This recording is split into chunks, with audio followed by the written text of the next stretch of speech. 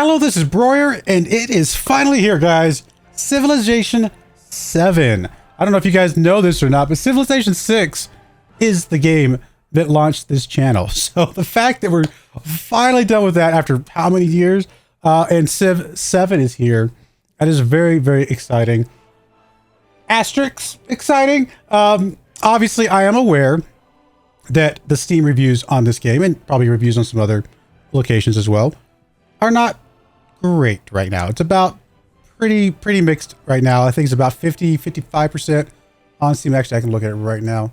Store page on Steam. It is 51% positive reviews. It's pretty bad, guys. That's with 13,000 reviews, which is crazy. I do have my own issues with the game in its current state. I don't think the issues I have are unsolvable, though. I think that's very important.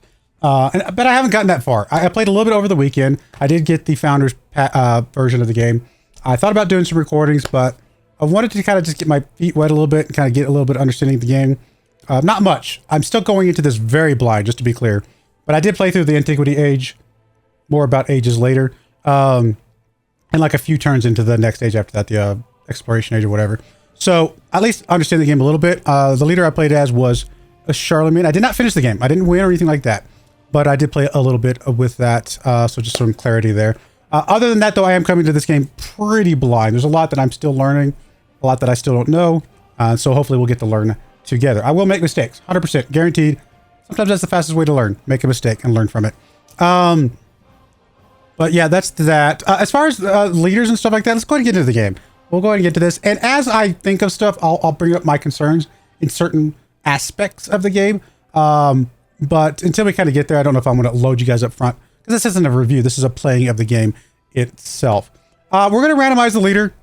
I know, so the leaders themselves, this game is a little bit different from past games in that the leader is the focal point. In the past, it's been more about the civilization, I would say, than the leader itself. In this game, the leader is the thing that carries through the entire game, and you actually change civilizations every time you go through an age transition. We'll talk about the age transitions when we get there. There's some issues with the age transitions, and we'll get to that. But the leader itself it's almost like a, what's the way to put it? It's almost like a main, like your main character that you're playing as. Like, I don't know, if you're playing like, I don't play League of Legends, but if you play League of Legends, there might be some hero that you're like, that's my main. That's what I play all the time. I'm that type of person all the time, and I know exactly how to play that person to the best of its ability. The leaders in this game feel a little bit like that. That might be a little bit strong of an opinion of them. They're in that neighborhood. And the reason I say that is because, and I don't know if we're going to see it here. A little bit. Yeah, we'll see it a little bit down here. Actually, let me just go back to here. This is actually going to show it better. Charlemagne, for example. I've got him to level 3. Looks like the max level is level 10, according to this. That's as far as I can tell. They might add more levels down the road. Now, as you level these up, you do get these little diamond-shaped things, and those things can be shared across all leaders. Awesome. So there is an actually incentive to play a variety of leaders so you can unlock more of these things, right? But you also get these things where, for example, as Charlemagne, do XYZ. As Charlemagne, do XYZ. And so there is a concept of sticking with a specific leader that you're really good at, and because you've got these extra bonuses already unlocked and things like that. So something to think about. So I just wanted to kind of call that before we get too far along here. Like I said, I tend to like to just randomize stuff and see where that gets me.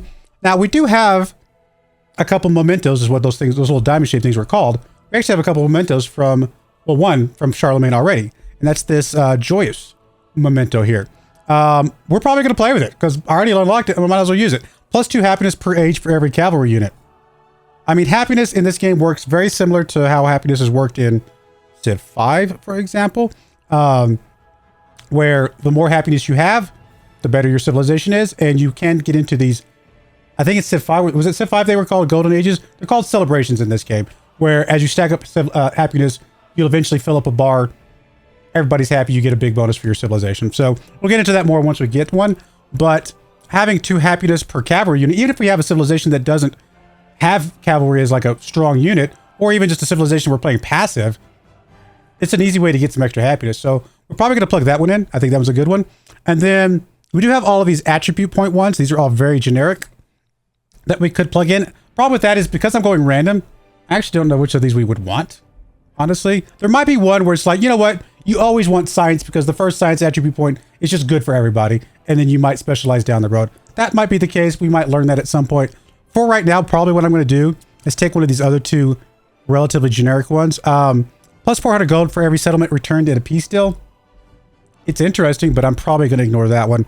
We're probably just going to take plus 200 gold per age at the start of an age. Cool.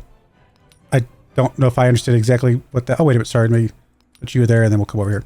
I don't know if I... We also could just skip these, I think. I don't think we have to plug these in.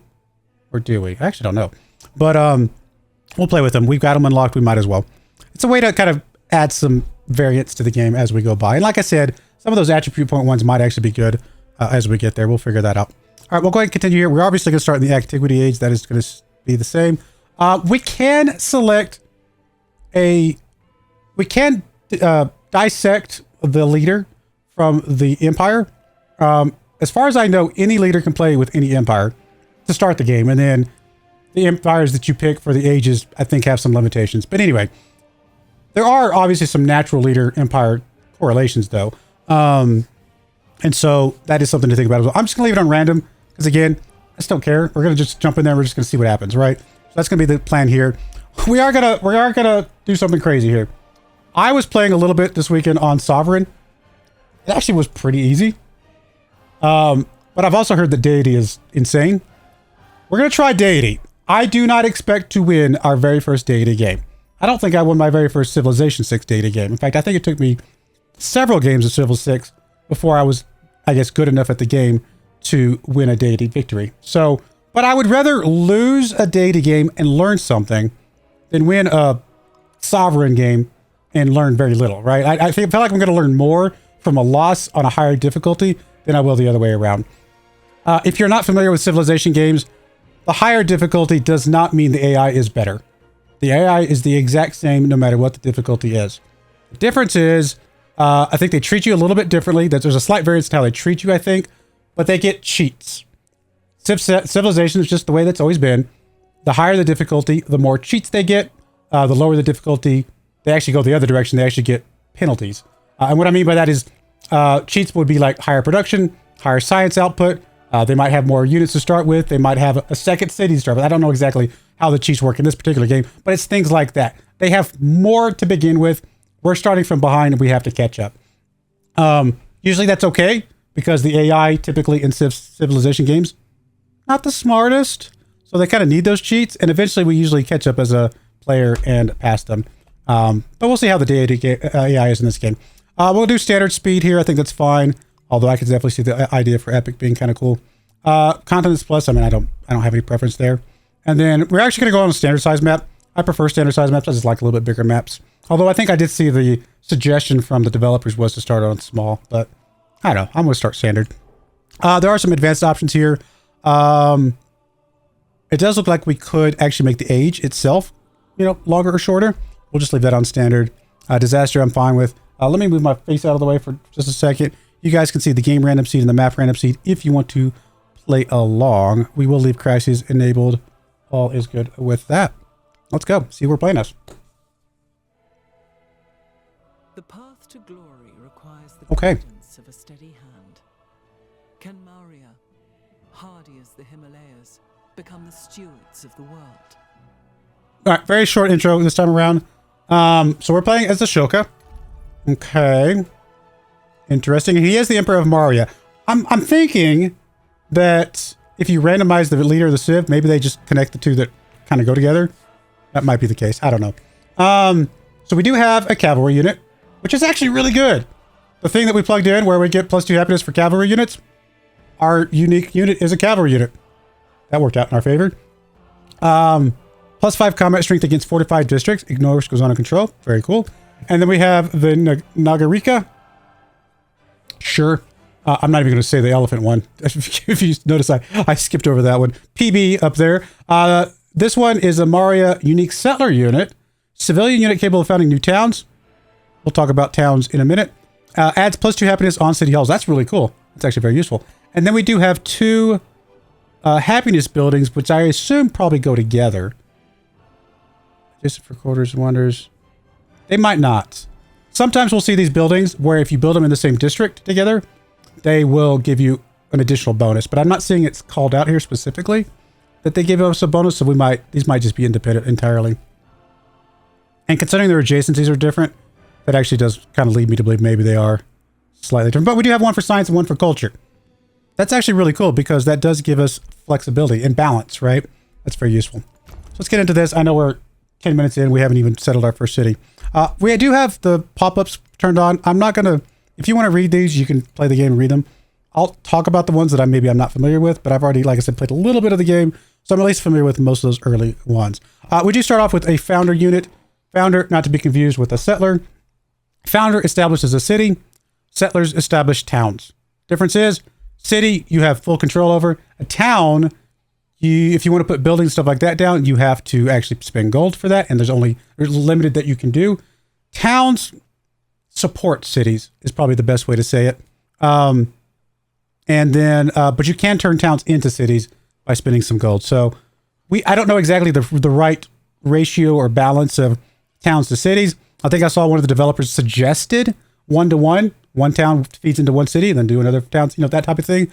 I'm sure as we play along, we'll figure out how to best min-max that. But that is that. We are right next to a navigable river. This fatter river here is considered a navigable river, which means our ships can kind of move along it and get out to the ocean over here. As it narrows down here over on the bottom left and this one river up here, it no longer becomes navigable. So there is a limit on how far we can go. Excuse me, sorry.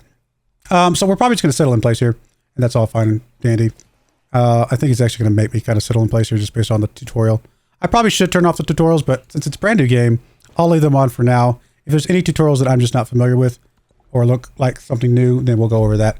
We are playing on Deity. Normally I would build a scout first, but we don't have a warrior yet. We do not start with a warrior. They actually give us the option of starting with a scout or a warrior. It's going to take us one turn to build. I do still kind of want the warrior. We're going to start with the warrior.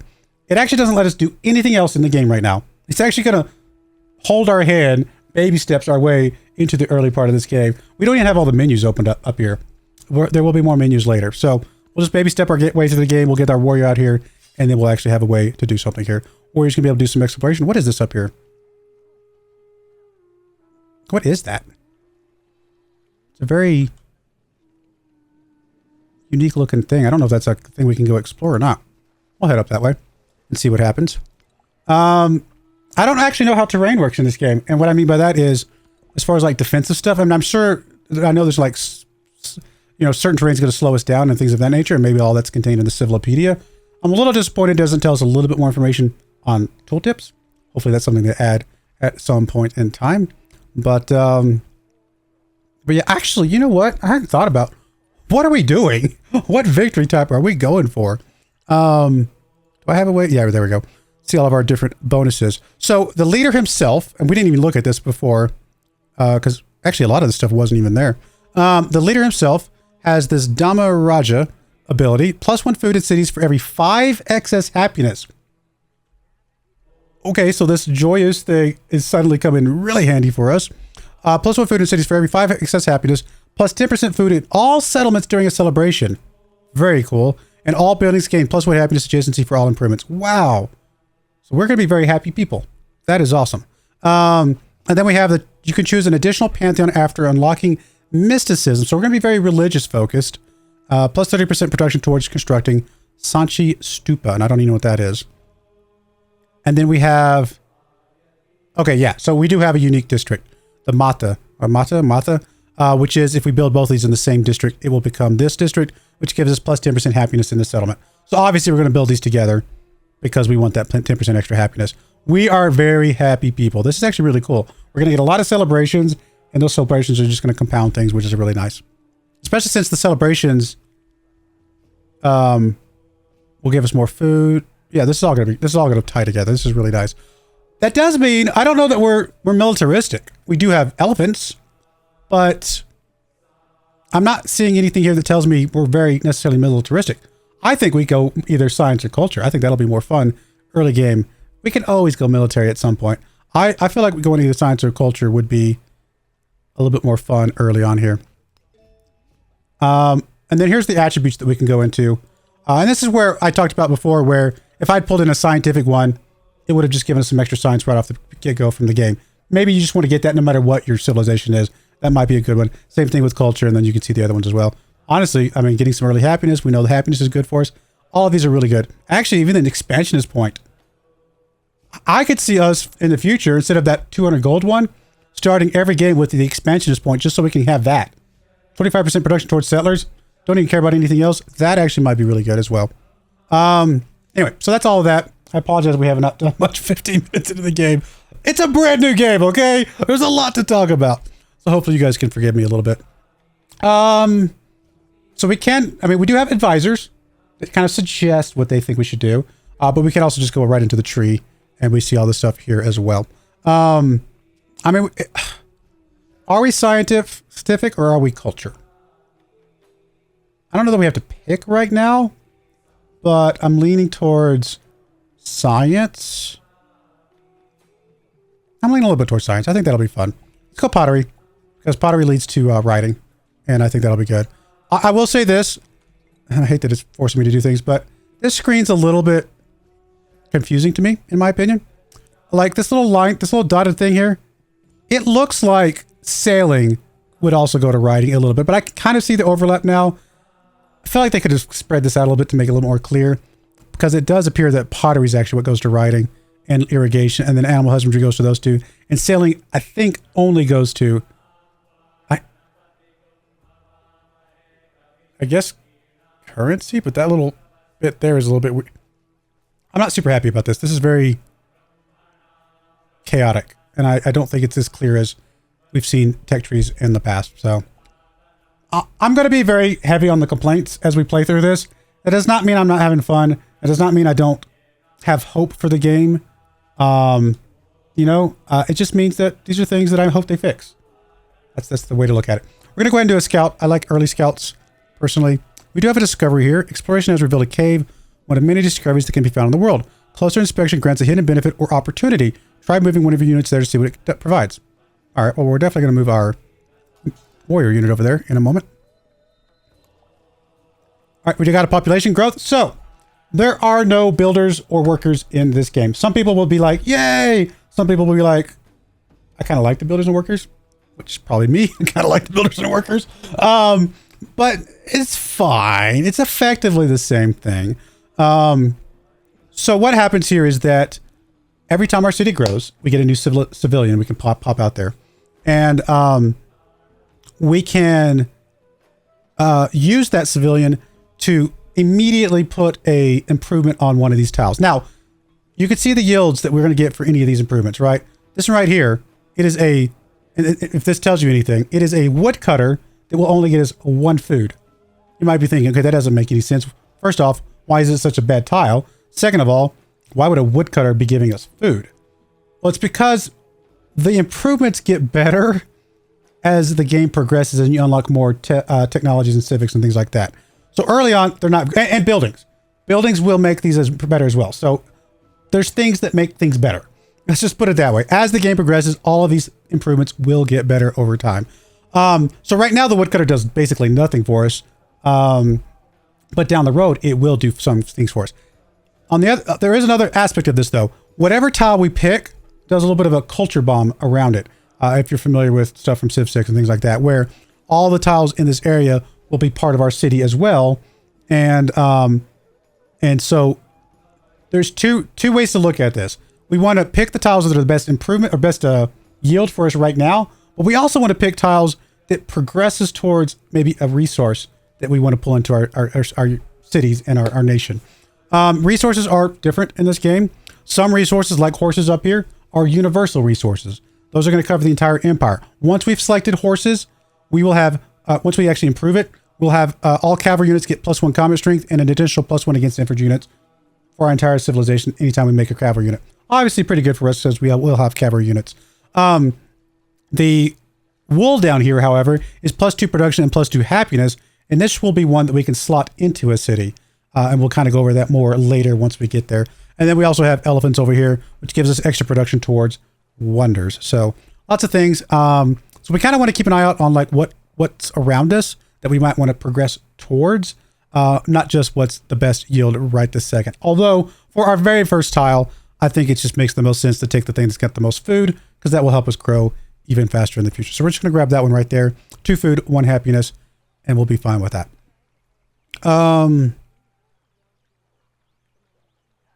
what was your exact thing? I totally forgot what your thing was now. So we have 5 excess happiness now, but it's in the city itself. Granted, we only have 1 city right now, so the 7 happiness is the 7 happiness from the city. But as we get more cities, it will only apply, I'm assuming, to the cities within it. So we are getting an extra food because of that, which is kind of cool. And we obviously want to continue to get more happiness because that'll get us more food as well. Cool. All right, next turn. All right, so Goody Huts and other explorable locations such as that. As far as I know, all of them do this, but I could be wrong. They don't just give you a static random thing. They actually typically give you a choice of, from what I've seen, 2 things that we can choose from that give you just different benefits based on what you choose. So in this case, we actually found a pack of wolves, right? So I've never seen one of these bad ones down here. Or I say bad ones, one of these highlighted ones. I don't know if that's bad or not. But hire hunters to deal with the wolf problem. It will greatly improve our relations with Moke? I'm assuming that might be a independent nation out there that we haven't actually found yet. So it's interesting that we're actually getting evidence of them. So if we spend a little bit of gold, we'll get a little improvement with them. Or we could just get some extra happiness for our celebrations. Obviously for us, the good news about this is that celebrations are really good for us because that increases our growth. I think we're going to take this one. I could see this one be valuable, but I think we're just going to take this one. It is good to know that there is an independent nation somewhere up here probably that we're getting a little bit of a hint of. So, in fact, we'll probably go find them now. Okay, so very interesting little divot in the world here. Presumably we can't get past all of this. That is one thing about this game that's a little bit different. There's a little bit more verticality to areas of the game. Obviously, you see this line of cliffs. We've got these mountains and things like that. Very, very cool. Camels. Camels are arguably the best resource you can grab. And maybe it's because I haven't found all the resources. The reason why camels are so good is because if you read them, increase the number of resources that can be assigned to a city by 2. Camels by themselves do nothing. Like, it's not like if all you had is camels, you'd be fine. No, it does nothing. But what they do is, like, our capital right now only has 4 resource slots. We'll see that later once we actually unlock a resource. They hide those menus, I guess, to not make things confusing right away. Only 4 resource slots. So once we fill up those 4 resource slots, we can't do anymore. However, if we put camels in one of those resource slots, we get 2 more resource slots, which does increase how much we can do. So getting camels into our empire is really useful. So we're going to try to hopefully get these at some point. I don't know if that necessarily means we're going to settle a city up here.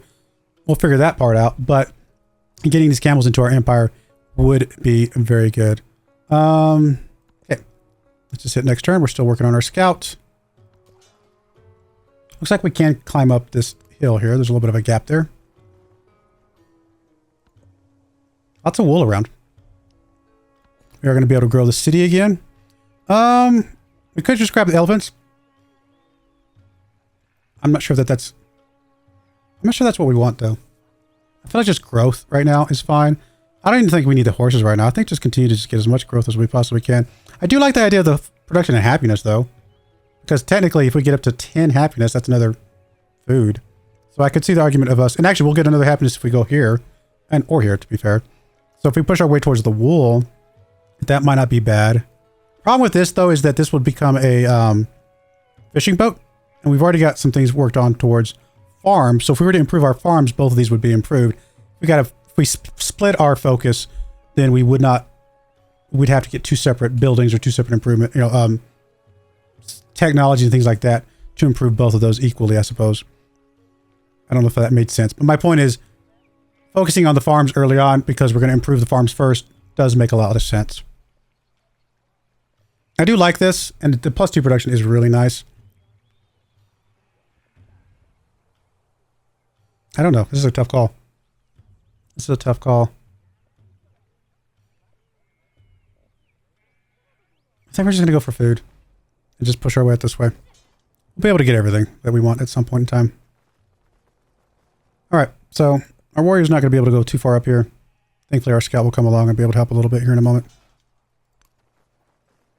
This is a pretty good resource because it gives us +2 food in our capital, +4 food in any other cities. But that's an option as well. All right, there's our scout. We don't really have anything else to build. We can build another warrior. We know there's going to be some baddies out there, and maybe we should build a warrior. But we've already got 2 farms, and the granary gets, will boost those farms quite a bit. So I feel like getting an early granary with those 2 farms is a really good idea. I could pop this guy, but that would actually make things kind of in a way worse. I think we just grab this up here. So this, what we're about to put down is an urban district. Urban districts, they do the border growth just like putting down the improvements like we did for the population. The difference is though that they're obviously not an improvement. They're actually building. They're similar to districts in Civ 6, except they're not locked in. And what I mean by that is it's not like you have a science district with only science buildings in it. I could put a science building here along with the granary and then put a science building over here with a, I don't know, sawmill or something like that. So you could spread them out. There's some value in keeping them together. There's some value in spreading them out. We kind of, we'll judge that as we go along. And honestly, I don't know everything about all the adjacencies and all the boosts and stuff like that anyway. But if you were to put a district, an urban district on a tile that you've already got an improvement on, you do get that population back to resettle somewhere else. So you know, it's not like you'd lose that. So if we were to put it on top of this farm, we would get that back, which is good. The problem is that I don't know if there's a better tile for this particular unit, because the whole point of putting this granary down is it's going to improve both of these farms, and we don't have another farm tile right this second. So I think we're just going to put it up here, and we'll just go with that.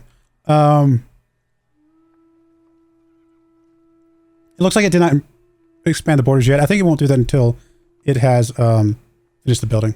Or I could be wrong about the border growth on the urbans. Sorry, excuse me. Got something in my mouth. Warrior, let's go ahead and come up here. As you can see, we're still working on science, but we have not done anything culture related yet. There is a civics tree, so we will be getting that at some point in time. We're just not there yet. Our scout just got into this river, so he's on this navigable river. While he's on that, he'll be in his little canoe here with his little dog. But that's kind of how the navigable rivers work. Some civilizations actually have bonuses for navigable river stuff. There's an independent village right there. This is the village of Longcheng, which is not the village that we thought we had a hint about over here. So definitely another one. Villages, these independent villages are, from what I've seen, they've all been hostile so far. It's possible there might be a way for them to be a different relationship right off the introduction meeting. I've seen them all hostile so far. So I don't know how that actually works, but we can improve relations with them. They're similar to the barbarians. What was the game mode in Civ 6 that they introduced towards the end there that allowed you to have like kind of, it was a different barbarian mode where the barbarians were actually like, you could contribute money to them and get units from them. And if you contribute enough stuff to them, eventually they turn into a city-state, right? It's similar to that in that these are basically barbarians to start with. They function very similar to barbarian encampments that we're familiar with. But then if we improve our relations, and by improving our relations, we have to give them these influence points. That's what that's used for, as well as influencing actual big nations. You can do for both. If we give them influence points, then we can make them friendly, and then eventually they become city-state, and we can become the suzerain. And eventually, after that even, we could actually absorb them into our empire. So it's an interesting way to do that. I actually think I like this. Of all the things they've done in Civ 7, this is one area that I actually do think I like. I hated barbarians in Civ 6, personally. But I think this is actually a really good way to do it. And so far I'm happy with it. But to be determined how things go as we progress. Is this something yeah, this is a cairn, so I'm assuming we can explore that here in a moment. Scout, just come down here. Get some more exploration. There's some silver, plus 20% gold towards purchasing units. Ooh, that could come in handy.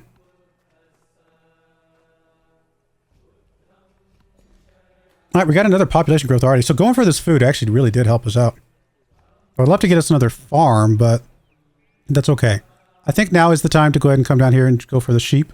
Or we can come up here and go for that sheep, but I think we'll come over this way. Not sure if there's a reason to go for one of these over the other. I'll just go over here. Maybe there is, but we'll do that. All right, so we got us another improvement. It's not an amazing improvement, but it's going to get us started. We do have 10 happiness, though. So presumably, that means that we have an extra food from that. I don't know if there's a way to see that or not. Food. From surplus happiness. 1.9. Why is it 1.9? Shouldn't it be 2? I'm a little confused. But anyway, that's alright. Warrior, we could attack this scout. And maybe we should. Just to kind of deal with you. Alright. There is no auto scout, unfortunately, at the moment. But that's fine. I'm sure they'll add that in at some point. I can't imagine we're gonna have a civilization game with no auto scouting capability. All are made of clay. Alright, so we did unlock pottery. Good stuff. It does give us +1 food on plantations. We don't have any plantations yet. That's okay. +1 production on clay pits. We don't have those yet. That's okay. This was just a means to an end towards getting us towards the libraries. So here we are building our legacy.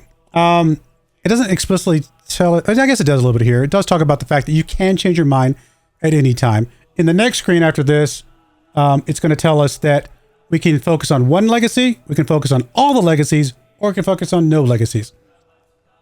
It's kind of like, what's the point of legacy? Legacy is just a way to steer your game, I guess, if you will. It's like a goal. There are definitely benefits of achieving legacies. So it is a good idea to shoot for legacies if you can, but it's not like it's required, so to speak. And again, if you pick science and then you decide you want to go economic, not a problem at all. This is just the one that's going to pop up as kind of your guiding light initially. I think we are going to go science. I'm just going to go science with this civilization for now. We might change to a culture one later, but I think for now we're going to go science and see how that gets us.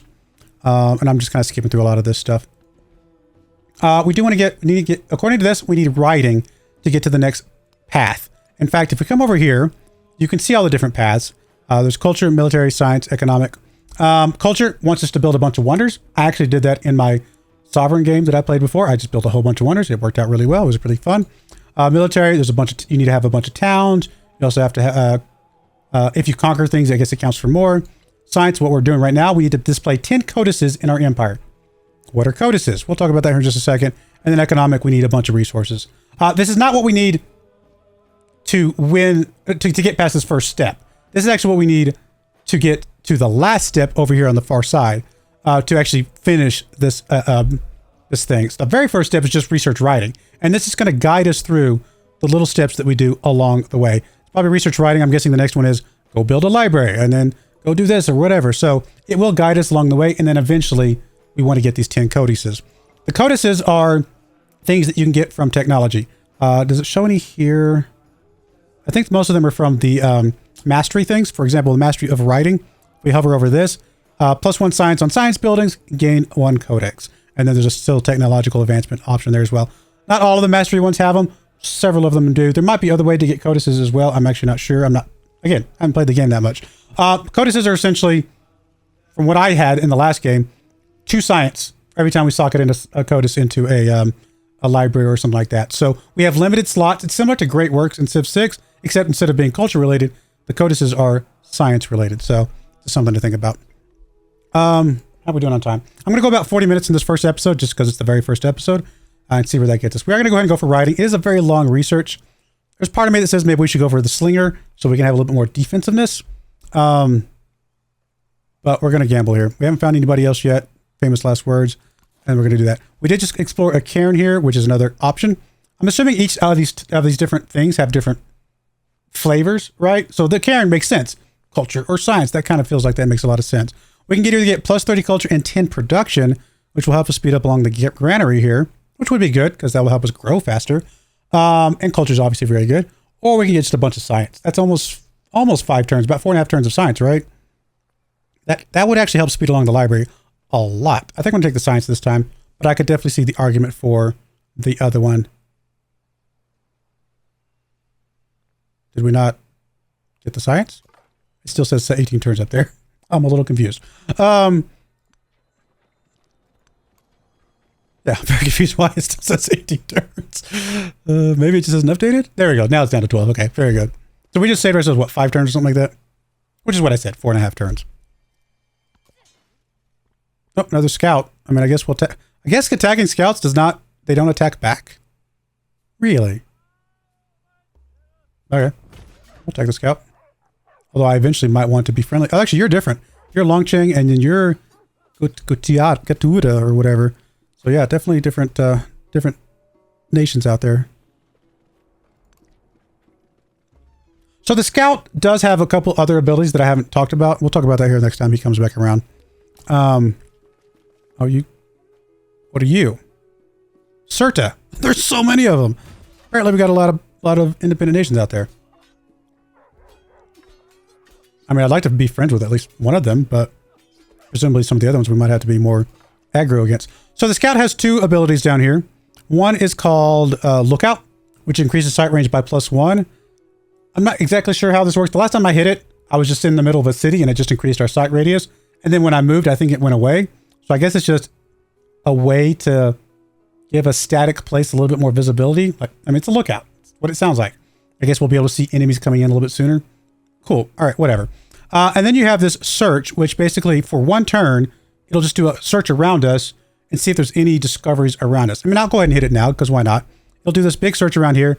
So now we know there's nothing down here. We can kind of go somewhere else if we wanted to, but it's just a way to kind of do that is what that does. So just FYI. It does cost all your movement, so I could have also just moved, but I could see the value of like going into like a specific area, like putting like a little, what am I trying to say? Like instead of exploring all along this, I could just kind of cut in here and do an exploration around it and then kind of cut into the next one, do an exploration around it. I could kind of maybe be a little bit more efficient with that type of thing, potentially.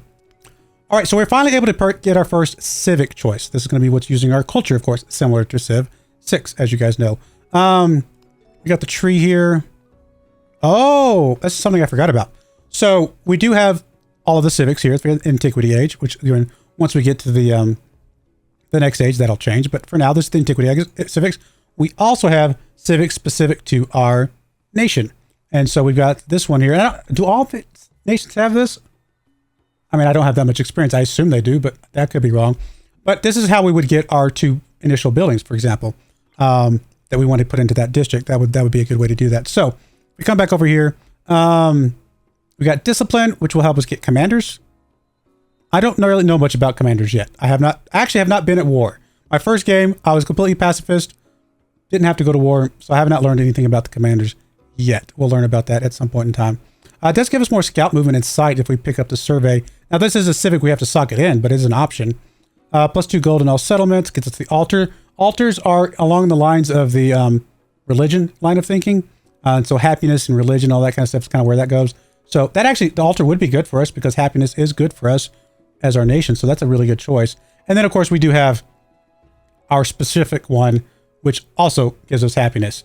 And so I think we're going to go for this one. I think it's going to be really good for us. Now we get to choose our government. So governments work differently than they have in the past. In the past, they dictated what civics you could sock it in, right? In Civ 6, that is. They don't do that anymore. Now they're just, when you have a celebration, which if you have positive happiness, eventually you will. And then we know that if we have a celebration, we get +10% food as a bonus. We can pick one of these, and when we have a celebration, we get to pick one of these two things to be what we're using to reward ourselves during that celebration. I could definitely see the interesting value of like double stacking the food. Having 30% food production for a number of turns would be interesting. I'm probably going to go either science or culture. I think we're still leaning towards science right now. So I'm probably going to go science because we're already going to get the food anyway and just see where that gets us. And kind of lean into the science side of things. Speaking of science, we're just going to grab this one. I think that's fine. And swapping policies. We can do swapping policies after we learn civics, just like in Civ 6.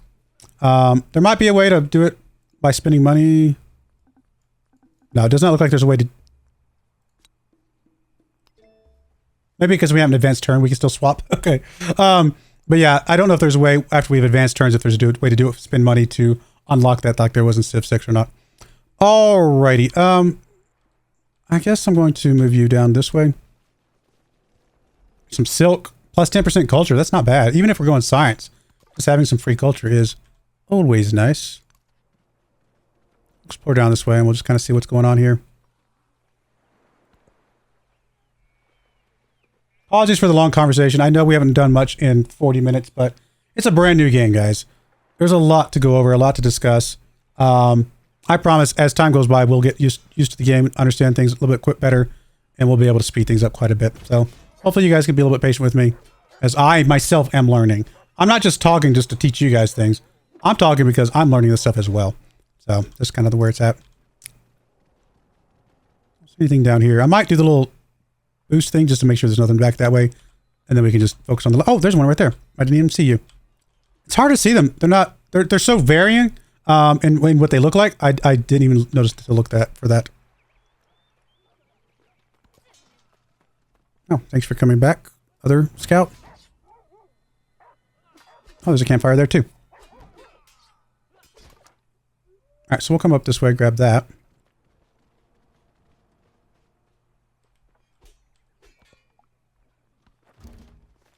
Hey, Miko. Okay. Queen of Wa. Mississippian. Okay. Interesting. Not sure how I feel about meeting somebody. Your coming was foretold. Okay, interesting.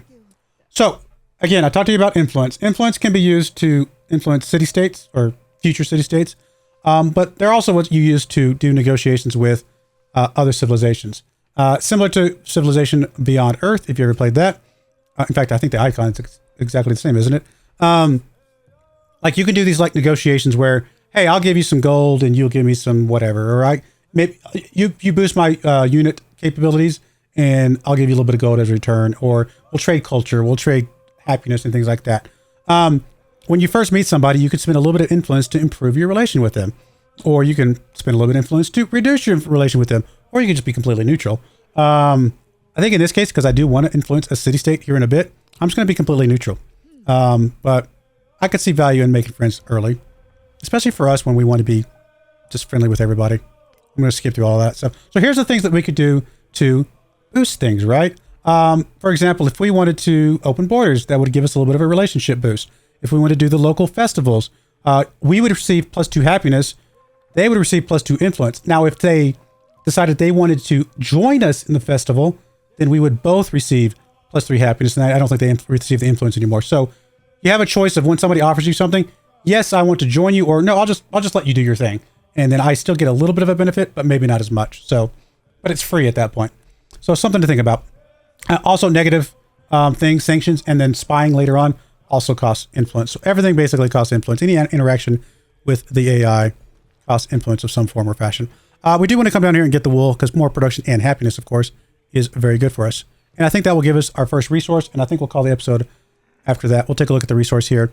So there are multiple resources. There's going to be Empire resources. There's going to be 2 different types of resources over here. Some that you can apply to a city, in which in case, of course, a capital is. And then some that you can apply to a city, but you can also apply to, I back up. I think I said that wrong. The ones that you can apply to cities, you cannot apply to towns. That's the way I should have said that. And then there's some that you can apply to either. I think the sheep actually could be applied to either towns or cities, but then we will get some resources that can only go in full-fledged cities down the road. But right now we're getting a little bit of production and happiness, and I'm very happy with that.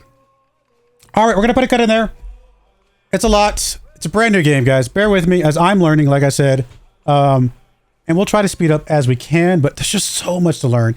And more than likely, we are going to lose this Deity game early on. In fact, she might just come over here with a bunch of units here in a minute and just kill me. Who knows? But we'll take that as it comes. But I do appreciate you guys watching. If you do like these types of videos and want to see more of them, please like the video, subscribe to the channel, hit the bell notification so you know when these videos and more like them go live. If you want to comment below, tell me, what are your thoughts about Civ 7 so far? What are your favorite things? What are your least favorite things? Anything you've got to say about Civ 7, I'll try to read through everything you've got. I know we have a lot of opinions right now. Remember, guys, it is a brand new game. It is not going to be as good as Civ 6 with 4 or 5, whatever DLCs they ended up with at the end. Could it be better than it launched? I think that's arguably fair to say. It should have been a little bit better at launch than it was. But I have full hope and faith that Firaxis is going to figure this thing out, and we're going to have an amazing game someday. Crossing my fingers. But anyway, if you do have comments, please leave those below. And if you want to support the channel through the channel memberships, I do have that available as well. But do not feel obligated in any remote way. But yeah, there we go. I do appreciate you guys watching. May God bless you, and I hope you join me again next time. Thank you, and goodbye. I wanted to give a special shout out to the following channel members. Thank you so much for supporting the channel.